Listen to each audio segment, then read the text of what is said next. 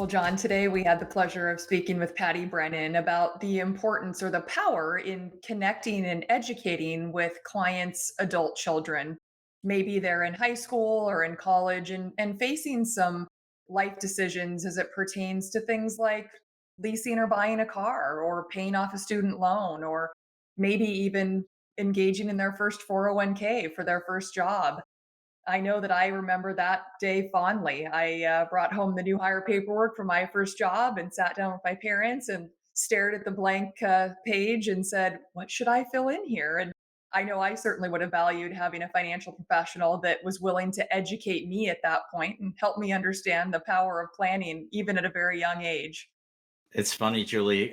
My eldest daughter just acquired her first car payment. Well, the car came along with it, right? But it took me back. It took me back in my life to that first new car that I bought. And I remember having to have my mom co sign for it, walking out the door, driving home, thinking I just made the biggest mistake in my life because I'm spending like 25% of my take home pay on a monthly basis. And so, yeah, I think these conversations are important, but it's an interesting conversation for financial professionals to have about how they handle these situations. I couldn't agree more. Well, John, let's go talk to Patty. Hi, I'm John. And I'm Julie.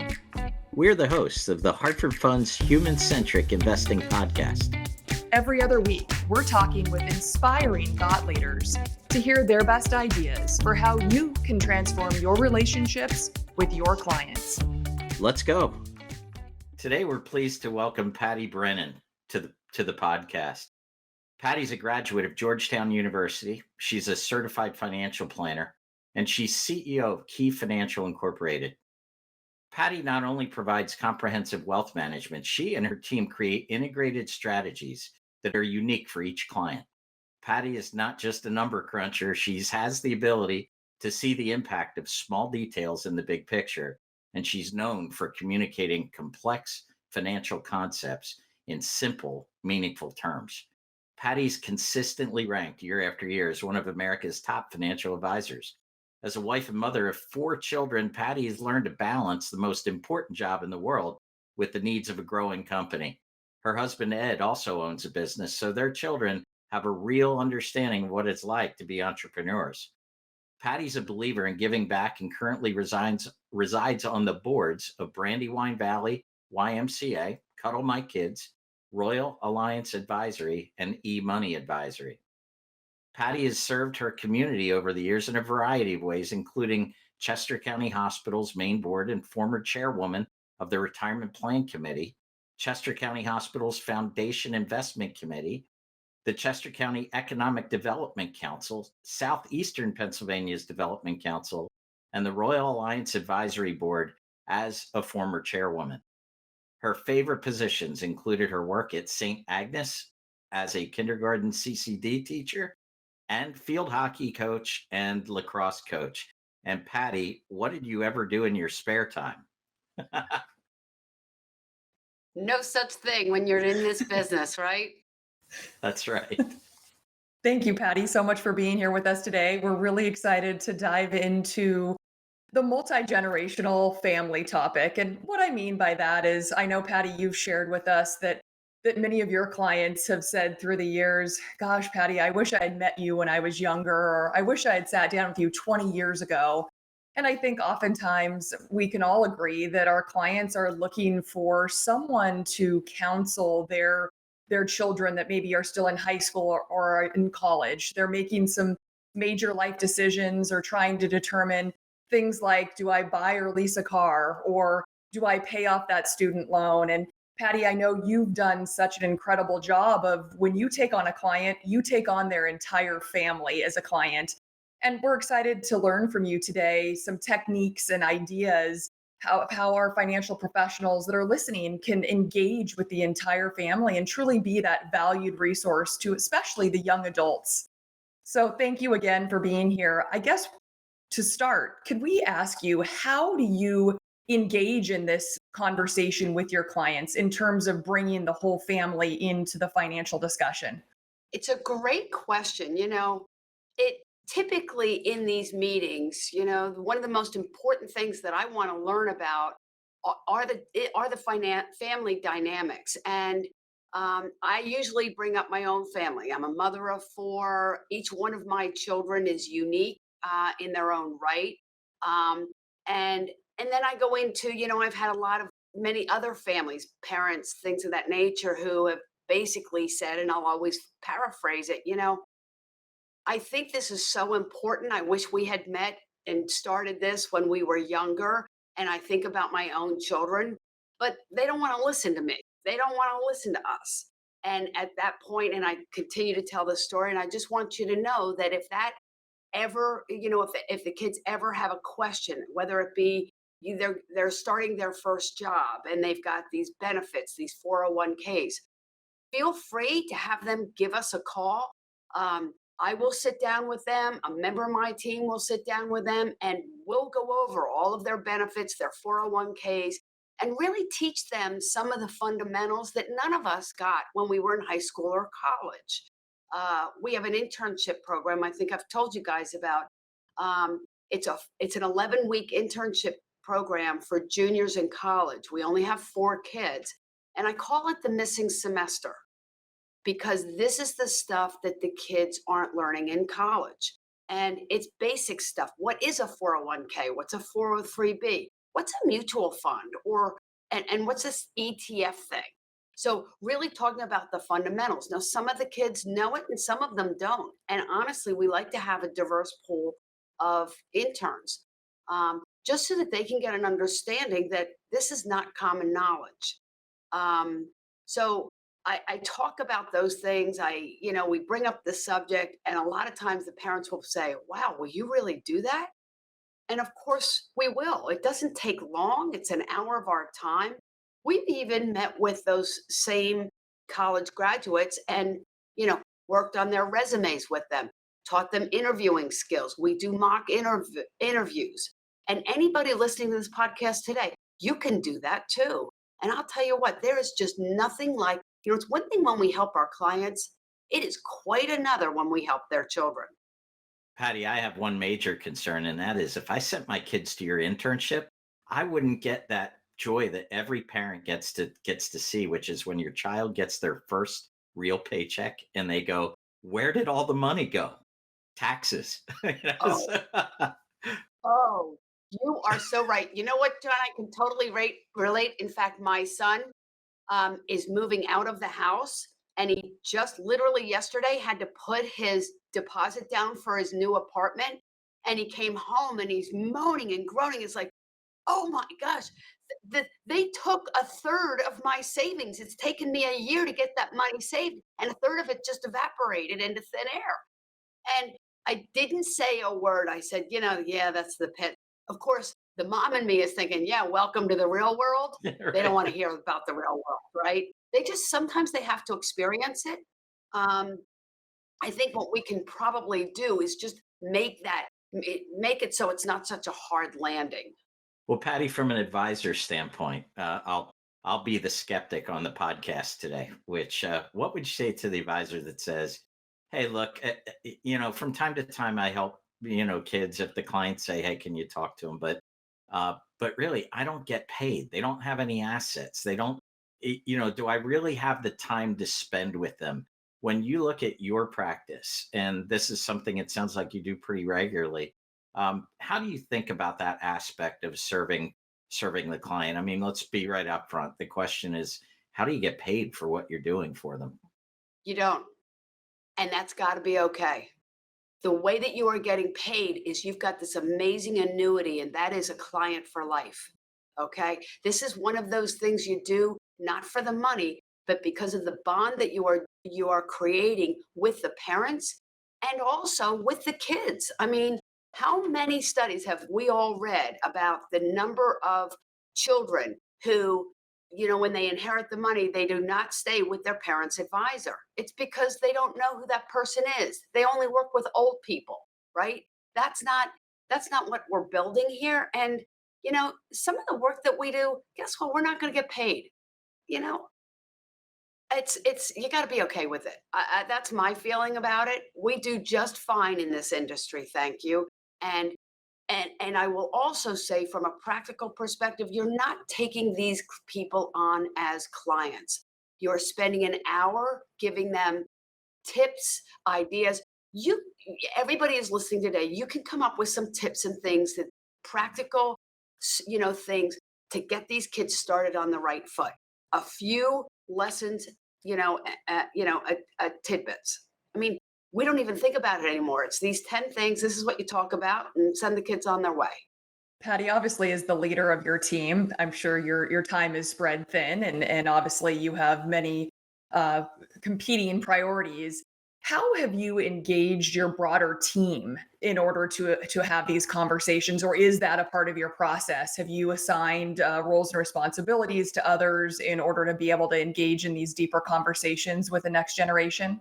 For me, I can just say it's been much more informal. Um, there was a point a few years ago where, we were thinking, gee, this is the future. We should be engaging these young adults, these young families. And I really honestly push back on that because that's not practical.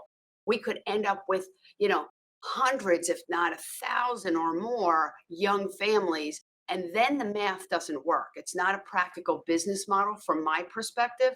Now, having said that, for existing clients taking care of their children, you know, this is probably one of the greatest training modules we have.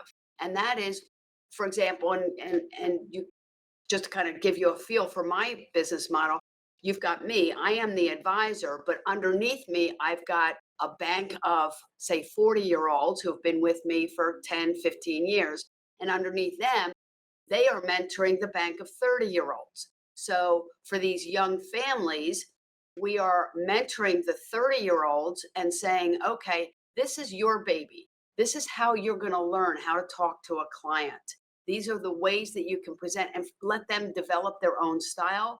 We'll give them the 10 bullet points that should be covered in the meeting and let them run with it. And I found that that's the most effective. I also like to have someone who might be more senior. For example, I just finished a meeting earlier today. Someone else ran the meeting, but I was there. Fortunately, it was a phone call. I don't really like to be in the room personally because if I'm in the room, clients will always kind of look at me instead of the other person that should be leading the meeting. But for phone calls or even Zoom appointments, I will turn off my camera and turn off and mute my microphone and just listen in so that I can provide some feedback after the meeting to that young advisor. And Patty, question I have. So we kind of glossed over a few of the topics, but if I were to ask you to kind of backtrack a little and just list out for me some of the top topics that you get requested to talk to these young people on, if you were to kind of just throw them out there off the top of your head, what would they be? The things that come to my mind are, to encourage the kids to, if it's practical to live at home for a year or so, get used to the new job and get used to maybe saving money. Pretend, for example, that they are paying rent. And instead of paying rent, just start to stash that in that savings account. That's how Jack was able to accrue, what he was able to accrue because he just put it in a separate account.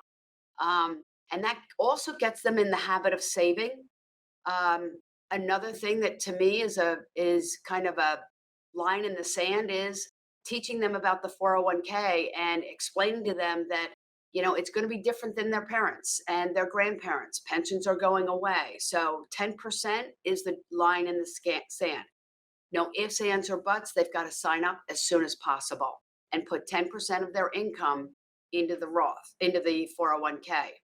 Then I do go into the difference between a Roth 401k and a regular 401k. And depending on the person and what they had studied and what their goals and objectives are, I'll probably recommend starting out with the Roth 401k. There's a little bit of sneaky logic to that also. Because just as lifestyle inflation can impact all of us, it really impacts the kids. like, thirsty Thursdays can turn into, frenetic Fridays and saturated Saturdays, and they're not saving any money. So it's kind of a sneaky way of making them pay more taxes now, reducing their cash flow, their net cash flow after 401k, after taxes, giving them a little bit less money to live on and helping them to make, again, better lifestyle choices. As part of our internship program, we do they do a financial plan on, basically they do a kind of a mock play for us, and they have to justify recommendations. But basically, it's for their first 5 years after they graduate from college.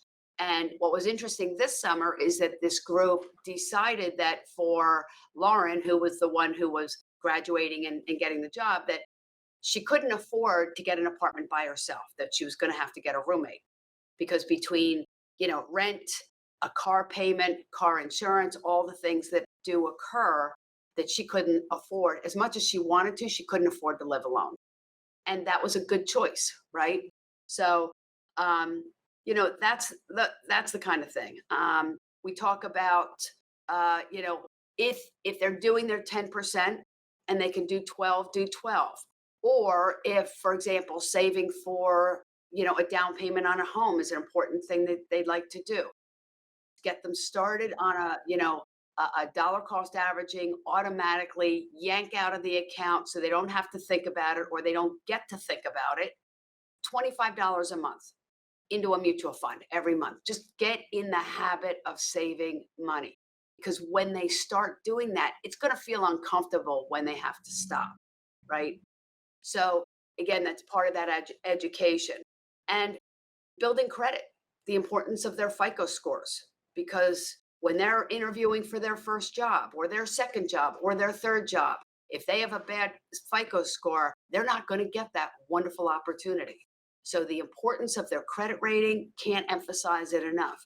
We had a young lady who didn't realize that she had a student loan, and for a couple of years wasn't making payments on the student loan. And her FICO score, she couldn't understand why her score was so low, because she paid her rent on time, she paid her car payment. She just didn't realize it. So it's important. It's really key to make sure that they understand the importance of their credit rating. So it's those kinds of topics that, mom and dad may have talked about with them over their, high school years and college years. But now this is when it really matters. Patty, I think that's so spot on. And you're right. Something like credit, it's a bit intangible, right? We don't necessarily hold it or see it or do anything with it, but it's one of those things that can close doors in our life before we even realize it if we don't cultivate it and treat it carefully. I'm curious, just from a scalability standpoint, obviously you covered a lot of different topics and all such crucial foundational pieces when one is starting out in life and sort of building their future retirement plan. Have you compiled as a team various tools, whether they're articles or calculators or just resources that makes this process a little bit more leverageable for your team as opposed to kind of creating any sort of one-off resources, conversation to conversation? Julie, it's a good question. The answer is no. I think it's a great idea, though. It's a great idea to just, when this happens, this is what we do. It, Ironically, we have that in every other area of this business, whether it be financial planning, even from the very beginning. Everything is workflowed, everything is automated. From the moment that first phone call comes in, this is what happens next. This is what happens, second, third, fourth. I'm not even involved in it. And yet somebody's writing a handwritten letter to that prospect. So these are the things that just make our businesses scalable. This is not one area that I've felt the need to scale. But just like everything else, it can be. I would say that for us, it hasn't been to the point where we have to. Um, I think maybe in a way, in a backdoor way, it might be okay because, again, to me, far more, it's important for the families, it's important for those kids. For me, what we get out of it is tuition. I mean, it's a great way for young people to feel more comfortable being in the conference room talking with clients, no matter how old they are. And you don't they're not going to know until they do it. I often use the metaphor of, when our kids were 16 years old, right? Learning how to drive a car. There's just so much they're going to learn in the passenger seat. Much as we dread it, and I, as the business owner and as the lead, advisor, it's like, oh my goodness, they're meeting with a client. I hope it's going to be okay. You know what? It's the same thing. We got to give them the keys to the car. It's the only way they're going to learn.